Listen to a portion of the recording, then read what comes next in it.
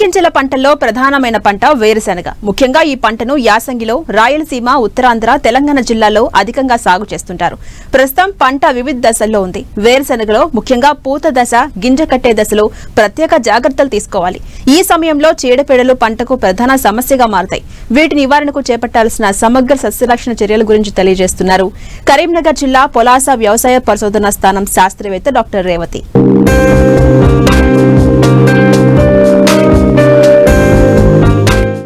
తెలంగాణ, ఉత్తరాంధ్ర, రాయలసీమ ప్రాంతాల్లో ఖరీఫ్ వరి కోతల తర్వాత రబీలో రైతులు వేరుశెనగను సాగు చేయడం ఆనవాయితీగా ఉంది. రబీలో వేరుశెనగను నీటి వసతి కింద సాగు చేస్తారు కనుక ఖరీఫ్ కంటే ఎక్కువ దిగుబడులు నమోదు చేస్తున్నారు. తేలిక నేలలు, ఎర్ర చెలకా నేలల్లో రైతులు వేరుశెనగ సాగుకు మొగ్గు చూపుతున్నారు. ఒక్క తెలంగాణలోనే 2 లక్షల హెక్టార్లలో వేరుశెనగ సాగుతోంది.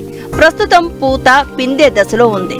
ఈ సమయంలో సమగ్ర ఎరువుల యాజమాన్యం, కలుపు యాజమాన్యం చేపడితే మంచి దిగుబడులను తీయవచ్చు. ఈ ఎరువుల యాజమాన్యంకు చూసుకున్నట్టయితే మనము ఈ భూసార ఆధారిత ఎరువుల్ని ఖచ్చితంగా పాటించవలసి ఉంటుంది వేరుశెనగలో.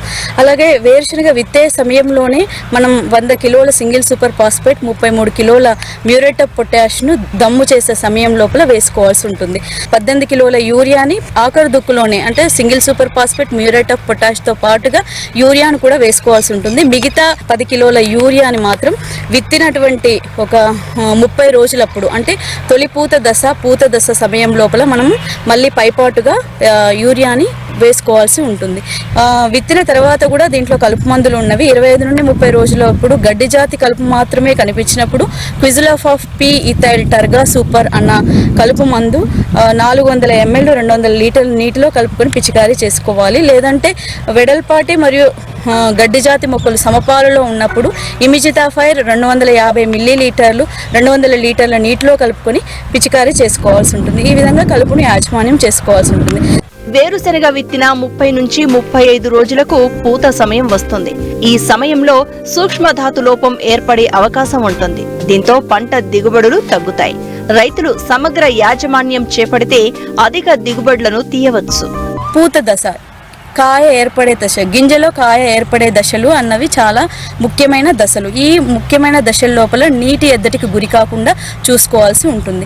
అలాగే మనము సూక్ష్మధాతు లోపాలు ఈ వేరుశెనగలో గమనించినట్టయితే జింక్ అన్నది బాగా కనిపిస్తుంది. ఈ జింక్ లోపం కనిపించినప్పుడు మొక్కలు అన్ని కూడా చిన్నవిగా ఉండి గుబురుగా ఉంటవి. అవి మొక్కలు గిడసబారినట్టు కనిపిస్తవి. పసుపచ్చ రంగులోకి మారుతూ ఉన్నప్పుడు జింక్ సల్ఫేట్ 200 గ్రాములు 200 లీటర్ల నీటిలో కలుపుకొని 2 సార్లు పిచికారీ చేసుకోవాలి వారం వ్యవధి లోపల.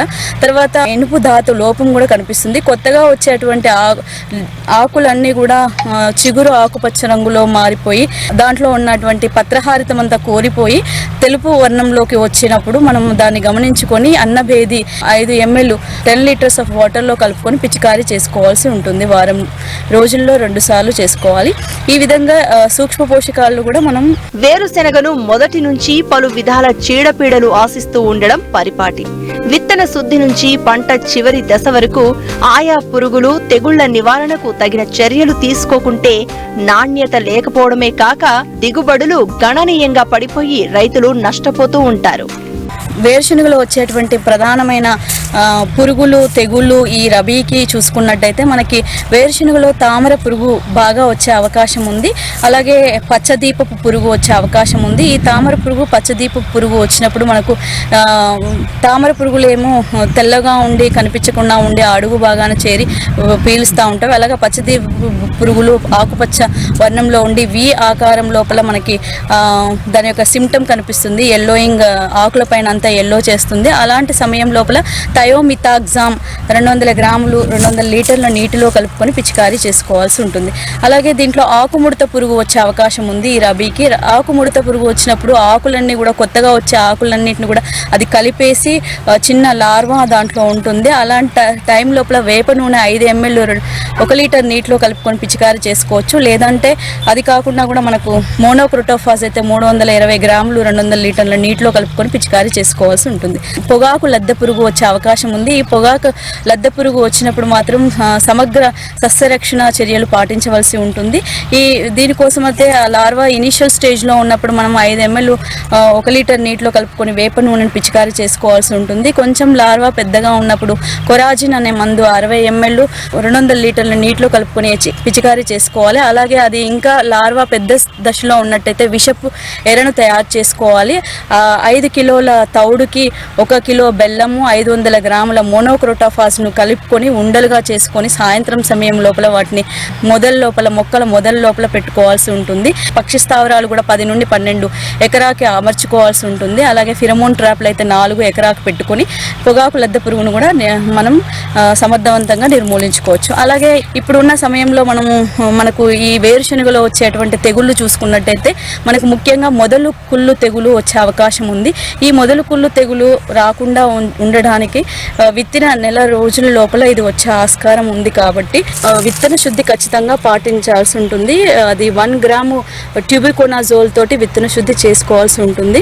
విత్తన శుద్ధి చేసుకున్న తర్వాత కూడా మనకి ఇంకా మొదలు కుళ్ళు తెగులు కనిపించినట్టయితే 1 గ్రాము కార్బండైజిము అన్న మందును మనం 1 లీటర్ నీటిలో కలుపుకొని పిచికారీ చేసుకోవాల్సి ఉంటుంది. అలాగే విత్తిన 30 రోజుల తర్వాత తిక్క ఆకుమచ్చ తెగులు కనిపించే ఆస్కారం ఉంది. ఈ తిక్క ఆకుమచ్చ తెగులను మనం నివారించుకోవడానికి కోసమని క్లోరోథాలోనిల్ అన్న మందు 400 గ్రాములు 200 లీటర్లు నీటిలో కలుపుకొని పిచికారీ చేసుకోవాల్సి ఉంటుంది.